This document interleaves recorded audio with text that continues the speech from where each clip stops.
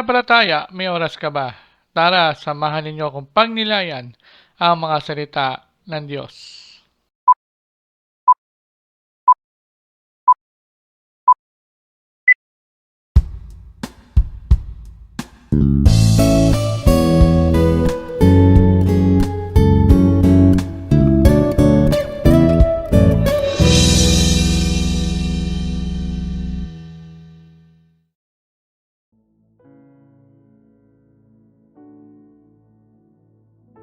Ang mabuting balita ng Panginoon ayon kay San Mateo. Noong panong iyon, nabalitaan ni Juan Bautista na nooy nasa bilangguan ang mga ginagawa ni Kristo. Kaya't nagsugo si Juan ng kanyang mga alagad at ipinatanong sa kanya, "Kayo po ba ang ipinangakong pari rito? O maghihintay pa kami ng iba?" Sumagot si Jesus, "Bumalik kayo kay Juan at sabihin sa kanya ang inyong narinig at nakita. Nakakikita ang mga bulag, nakalalakad ang mga pilay, gumagaling ang mga ketongin, nakaririnig ang mga bingi, muling nabubuhay ang mga patay at ipinangangaral sa mga duka ang mabuting balita. Mapalad ang taong hindi nag-aalinlangan sa akin." Pag-alis ng mga alagad ni Juan, nagsalita si Jesus sa mga taong tungkol kay Juan. "Bakit kayo lumabas sa ilang? Ano ang ibig ninyong makita? Isa bang tampo na inuugoy ng hangin? Ano nga ang ibig ninyong makita? Isang taong may maringal na kasuotan? Ang mga nagdaramitang marangal ay nasa palasyo ng mga hari. Ano ang ibig ninyong makita? Isang propeta? Oo, at sinasabi ko sa inyo, higit pa sa propeta, sapagkat si Juan ang tinutukoy ng kasulatan. Narito ang sugo ko na aking ipinadalang mauuna sa iyo. Inihanda niya ang iyong daraanan. Sinasabi ko sa inyo, sa mga isinilang, wala pang lumitaw na higit na dakila kay Juan Bautista. Ngunit, ang pinakaaba sa mga taong pinaghaharian ng Diyos at dakila kaysa kanya." Ang mabuting balita ng ating kaligtasan.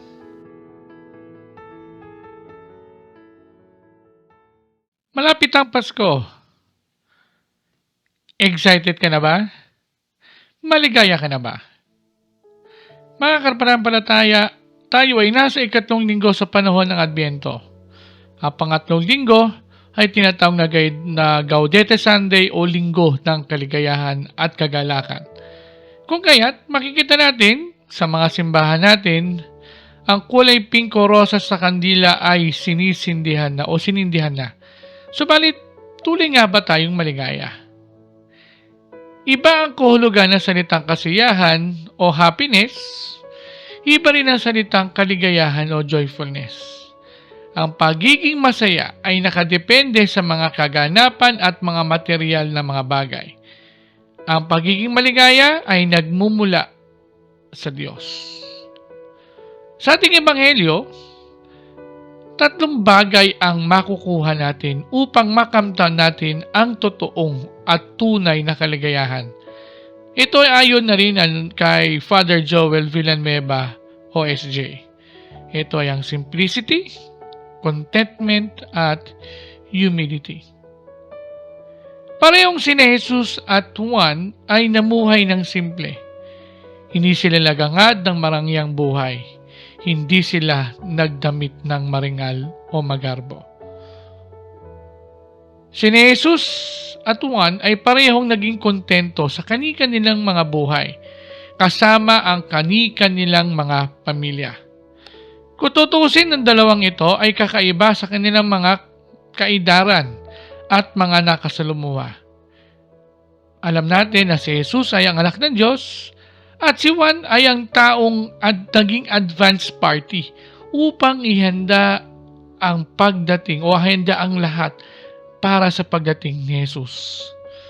Sa kabila namang ito, hindi nila hinangad na tumira sa palasyo o mamuhay ng mayaman at sikat. Naging maligaya sila kung ano ang meron sila. Pareho sina Jesus at Juan na namuhay ng may kapakumbabaan. Napakinggan natin noong nakarang linggo na sa kabila ng pagpunta ng mga tao kay Juan ay mapagkumbaba niyang sinabi na may darating na kasunod niya na higit na dakila at hindi nga siya karapat-dapat na tagadala ng kanyang panyapak. So, umpisa natin ang ebanghelyo ngayong araw. Pwede namang sabihin ni Jesus na, oo, siya nga ang kanilang inaantay at siya ang Mesiyas. Napakasimple ng sagot niya. Hinayaan niyang magsalita ang kanyang mga ginawang himala upang malaman kung sino nga siya. Ito ay isang pagpapakita ng kapakumbabaan. Halinawa, sa pagpapatuloy natin sa paglalakbay sa ating buhay pananampalataya, sikapin nating mamuhay ng simple. Matuto tayong makontento sa kung ano ang meron tayo at iwasan natin na maghangad ng sobra-sobra. Ano man ang estado natin sa buhay, maging mapagkumbaba tayo sa lahat ng oras. Ang mga ito ay upang ang Panginoong Hesus ay tuluyang makapasok sa ating mga puso at buhay. Para sa ganon ay makamtan natin ang tunay na kaligayahan sa piling ng Diyos. Sa putong ito, samahan ninyo ako sa isang panalangin sa ngalan ng Ama at ng Anak at ng Espiritu Santo. Amen. Panginoon, nagagalak kami sa nalalapit na pagdiriwang ng iyong kabanganakan. Tulungan po ninyo kaming makamtan ang tunay na kaligayahan sa pamamagitan ng pamumuhay ng simple. Kontento sa lahat at maging mapagkumbaba. Hangad po namin na tuluyang kang mamuhay sa piling namin. Amen. Sa ngalan ng Ama, at ang Anak, at ang Espiritu Santo. Amen.